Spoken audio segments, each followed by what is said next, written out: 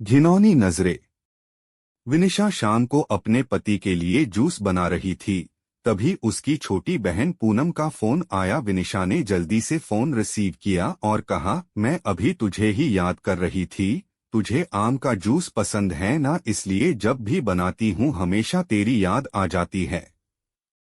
पर विनिशा की बहन पूनम बिल्कुल खामोश थी। जब विनिशा ने उसकी खामोशी का कारण पूछा तो पूनम की सिसकियों की आवाज विनिशा के कानों में साफ सुनाई पड़ रही थी। विनिशा बहुत घबरा गई और उसने पूनम से जोर देकर पूछा कि आखिर हुआ क्या है।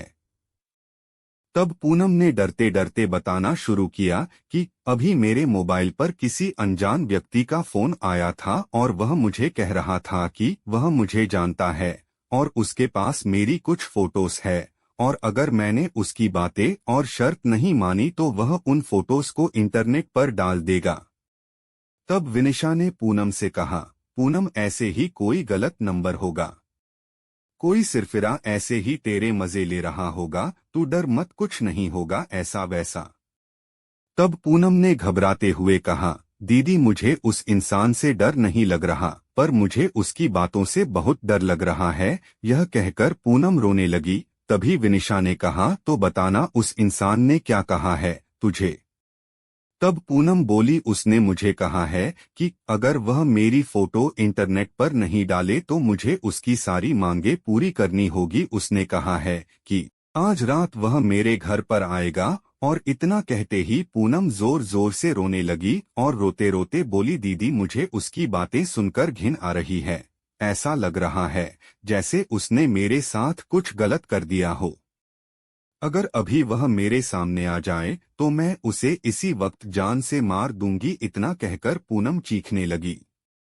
तभी विनिशा ने पूनम से कहा, अरे पूनम तू संभाल अपने आप को और मुझे उस घिनौने इंसान के नंबर भेज, मैं उसे अभी मजा चखाती हूँ। यह कहकर विनिशा ने फोन काट दिया। पूनम ने उस बदमाश के नंबर और उनके बीच हुई बात की रिकॉर्डिंग विनिशा को भेजी। जब विनिशा ने वह रिकॉर्डिंग अपने पति को सुनाई तो दोनों के होश उड़ गए।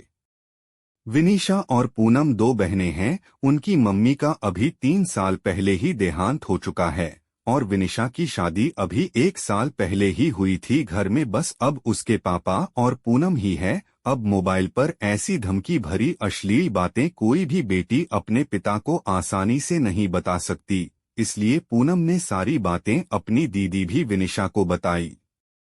अगले दिन ही विनिशा और उसका पति पुलिस स्टेशन पर जाकर उस इंसान के खिलाफ पुलिस कंप्लेंट करवा आए। बाद में जब पुलिस ने छानबीन की तो पता लगा वह लड़का पूनम के मोहल्ले का ही निकला जो मानसिक गंदगी से पीड़ित था। उसकी सोच और उसके विचार हर एक लड़की के प्रति घिनौनी नजर रखते थे। उसे पता था कि पूनम की मम्मी का देहांत हो चुका है और वह दिन भर घर पर अकेली रहती है और वे इसका फायदा उठा सकता है, और वह लड़का अपनी बुरी नजरों और घटिया बातों से पूनम की आत्मा के साथ खिलवाड़ कर रहा था। पर बाद में जब उसे पुलिस ने पकड़ लिया तो उसे जेल की सलाखों के पीछे जाना पड़ा। आज भी हमारे समाज में उस जैसे मानसिक रोगी बैठे हैं जो हजारों लड़कियों की आत्मा के साथ खिलवाड़ कर रहे हैं। इनमें से कुछ लड़कियां तो मजबूत होती है जो ऐसे रोगियों को अच्छा सबक सिखाती है, और कुछ लड़कियां उनसे डर जाती है और उनकी मांगों को पूरा करते करते उनकी घिनौनी नजरों का शिकार बनती है। पर आज समय आ गया है कि ऐसे मानसिक रोगियों को हम लड़कियां ही सबक सिखा सकती हैं, इसलिए लड़कियों को उनसे डरने की बजाय उनका डटकर सामना करना चाहिए। Thanks for watching. Please like, comment, share and subscribe.